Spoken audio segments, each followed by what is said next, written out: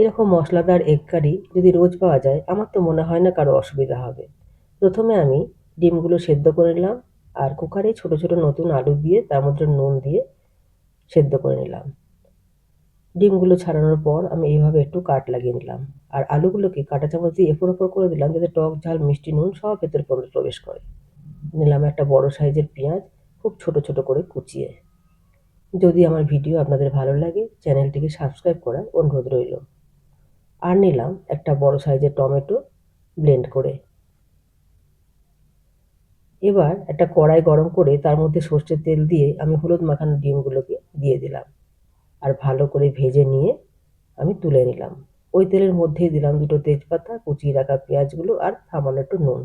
আবার ভালো করে ভাজা হয়ে গেলে দিলাম 1 চামচ আদা বাটা, 1.5 চামচ রসুন বাটা।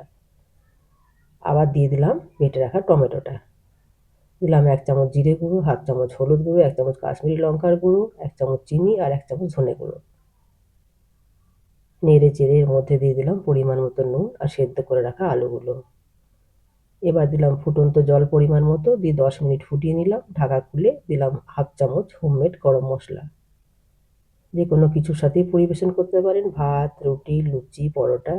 দিয়ে দিলাম ভেজে রাখা ডিমগুলো আর দেবো সামান্য একটু কুচনো ধনেপাতা।